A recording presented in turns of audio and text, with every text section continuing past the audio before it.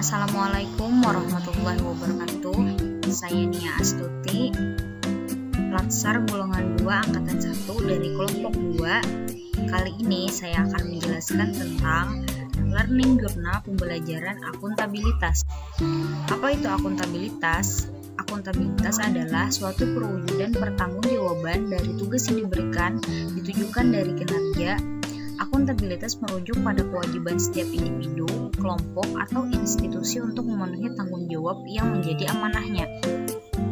Amanah seorang PNS atau ASN dan menjamin terwujudnya nilai-nilai publik adalah mampu mengambil pilihan yang tepat dan benar ketika terjadi konflik kepentingan antara kepentingan publik dengan kepentingan sektor, kelompok, dan pribadi, memiliki pemahaman dan kesadaran untuk menghindari dan mencegah keterlibatan PNS atau ASN dalam politik praktis, memperlakukan warga negara secara sama dan adil dalam menyelenggarakan pemerintahan dan pelayanan publik, menunjukkan sikap dan perilaku yang konsisten dan dapat diandalkan sebagai penyelenggara pemerintah.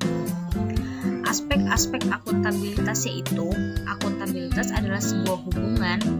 Yang kedua, akuntabilitas berorientasi pada hasil. Akuntabilitas membutuhkan adanya laporan, dan akuntabilitas memerlukan konsekuensi, serta akuntabilitas memperbaiki kinerja.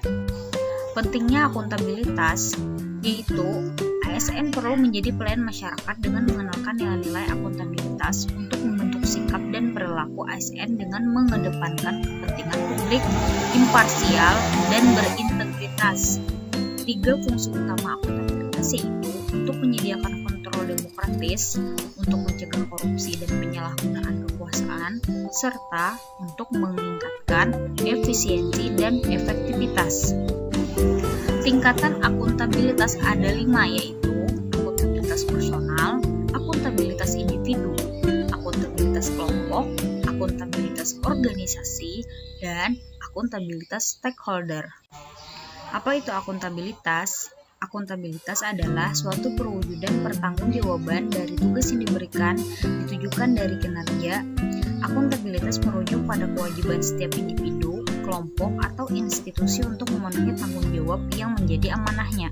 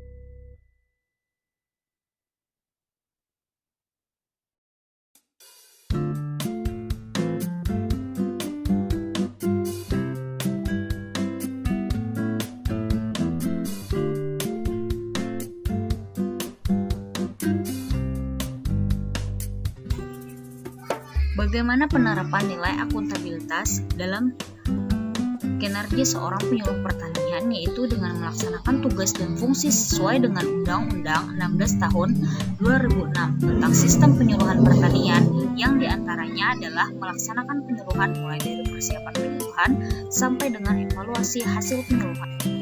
Kedudukan penyuluh pertanian sebagai pelaksana teknis fungsional penyuluhan pertanian pada instansi pemerintah baik di tingkat pusat maupun daerah.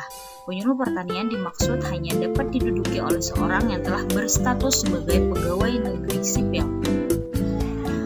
Adapun tugas pokok penyuluh pertanian yaitu dari menyiapkan, melaksanakan, mengembangkan, serta mengevaluasi dan melaporkan kegiatan penyuluhan.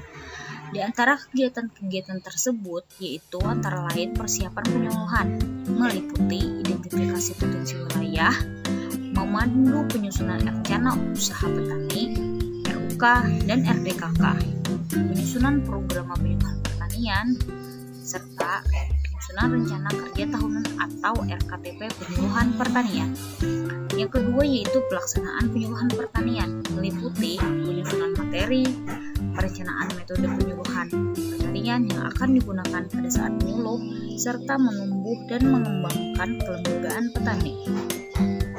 Evaluasi dan pelaporan meliputi evaluasi pelaksanaan penyuluhan pertanian, di mana evaluasi ini bertujuan untuk mengetahui tingkat keberhasilan penyuluhan pertanian, serta adanya evaluasi dampak pelaksanaan penyuluhan pertanian. Dan pengembangan penyuluhan pertanian meliputi penyusunan pedoman, petunjuk pelaksanaan, atau petunjuk teknis penyuluhan pertanian, kajian kebijakan pengembangan penyuluhan pertanian, dan yang terakhir, pengembangan metode atau sistem kerja penyuluhan